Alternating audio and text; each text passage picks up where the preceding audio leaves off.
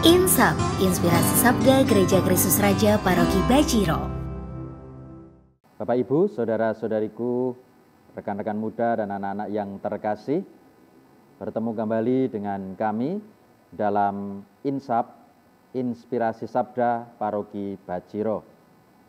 Hari ini saya akan mengajak Anda untuk merenungkan bacaan Injil hari ini, tanggal 5 November 2023, yang diambil dari Injil Matius bab 23 ayat 1 sampai 12.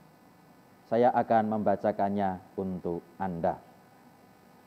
Sekali peristiwa, berkatalah Yesus kepada orang banyak dan kepada murid-muridnya, ahli-ahli Taurat dan orang-orang Farisi telah menduduki kursi Musa.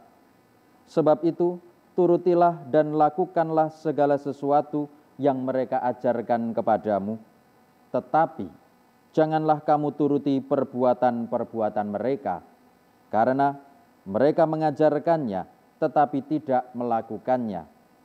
Mereka mengikat beban-beban berat lalu meletakkannya di atas bahu orang, tetapi mereka sendiri tidak mau menyentuhnya. Semua pekerjaan yang mereka lakukan hanya dimaksud untuk dilihat orang. Mereka memakai tali sembahyang yang lebih lebar dan jumbai yang panjang. Mereka suka duduk di tempat terhormat dalam perjamuan dan di tempat terbaik di rumah ibadat. Mereka suka menerima penghormatan di pasar dan suka dipanggil rabi. Tetapi kamu, janganlah kamu suka disebut rabi, karena hanya satu rabimu, dan kamu semua adalah saudara. Janganlah kamu menyebut siapapun bapa di bumi ini, karena hanya satu Bapamu, yaitu Dia yang di surga. Janganlah kamu disebut pemimpin, karena hanya satu pemimpinmu, yaitu Kristus. Siapa saja yang terbesar di antara kamu, hendaklah ia menjadi pelayanmu.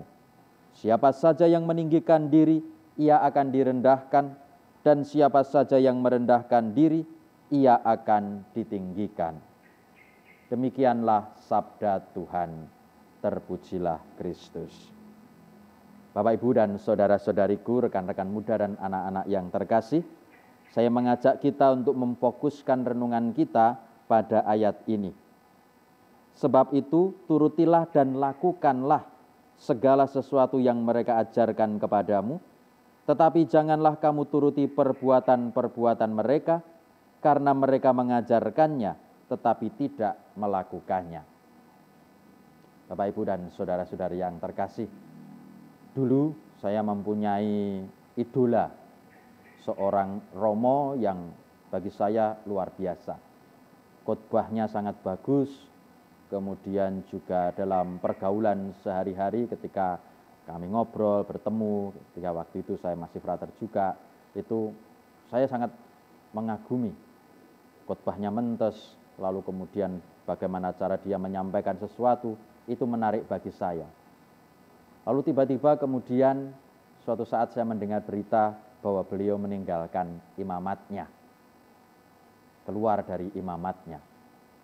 Ketika mendengar berita ini saya kaget, ada rasa sedih, ada rasa kecewa juga. Lalu kemudian ketika saya melihat dia, bertemu dia, yang dia sudah bukan seorang Romo, itu kadang-kadang masih ada perasaan-perasaan gimana ya, seperti itu. Nah, di sini ada semacam pergulatan bagi saya. Apakah apa yang dulu dia katakan ketika homili, ketika khotbah, apakah dulu yang ia lakukan ketika ia menjadi seorang imam, dan lalu kemudian ia sekarang menjadi orang biasa, apakah itu kemudian tidak berarti? Apakah lalu kemudian keputusannya untuk kemudian meninggalkan imamat, lalu kemudian mengubah pandangan saya akan apa yang dulu yang baik-baik yang telah ia sampaikan? Sabda Tuhan hari ini mengubah cara pandang saya. Tuhan selalu memandang secara positif, melepaskan antara apa yang dilakukan dengan apa yang dikatakan. Ketika apa yang dikatakan baik, ya ambillah itu, terimalah itu. Tapi jangan diikuti apa yang ia lakukan. Dan ini membuka cakrawala saya bahwa memang saya tidak bisa kemudian menjudge seseorang dari sekedar apa yang dia lakukan saja. Bahwa apa yang dia katakan dan apa yang dia lakukan itu sesuatu yang memang berbeda. Oke, mungkin apa yang dia lakukan kurang tepat atau kurang benar.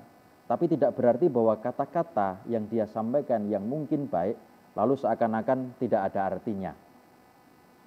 Orang Farisi bagi Yesus, mungkin bagi juga orang-orang pada waktu itu, jelas sekali tidak konsekuen antara apa yang dikatakan dengan yang dilakukan. Yang dilakukan baik-baik sesuai dengan Taurat, sesuai dengan ajaran Allah. Tapi mereka tidak pernah melakukan, mereka tidak pernah melaksanakan. Maka cara pikir positif Yesus adalah mengundang para muridnya untuk mendengarkan hal positif yang dikatakannya, tetapi tidak mengikuti kelakuannya, tidak mengikuti perbuatannya. Bapak, Ibu, dan saudara-saudari yang terkasih, kadang-kadang dalam kehidupan kita sehari-hari, kita pun mengalami pergulatan yang sama. Misalnya kita bertemu dengan romo yang keras, tapi padahal homilinya bagus.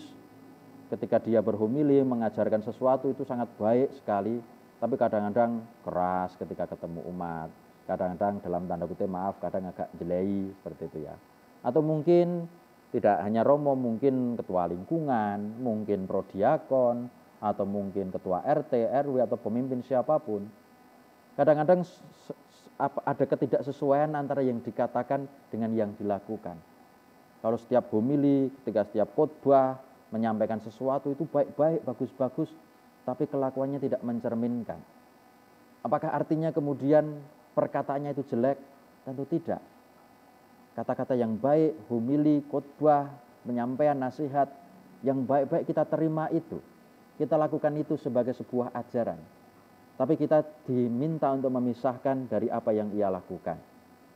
Kalau tindakannya, kelakuannya tidak sama dengan apa yang dia katakan, ya kita terima ajarannya, kita terima homilinya, khotbahnya, nasihatnya, tapi kita tidak ikuti perbuatannya.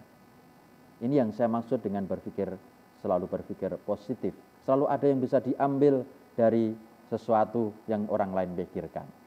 Maka Bapak, Ibu, dan saudara-saudari, hari ini saya mengajak, Injil mengajak, Tuhan mengajak kita untuk berpikir positif, memisahkan. Yang baik kita terima, yang baik kita lakukan, yang jelek kita tinggalkan. Kita pisahkan antara apa yang dikatakan dengan apa yang ia lakukan. Kalau yang dikatakan baik, kita terima itu. Kalau perbuatannya tidak baik, kita tidak perlu ikuti itu. Selamat merenungkan, dan semoga Tuhan selalu memberkati niat baik kita untuk selalu berpikir positif tentang orang lain, menerima apa yang dia katakan, apa yang ia nasihatkan, dan tidak mengikuti perbuatan-perbuatannya yang tidak sesuai dengan hal baik yang ia katakan. Berkah dalam.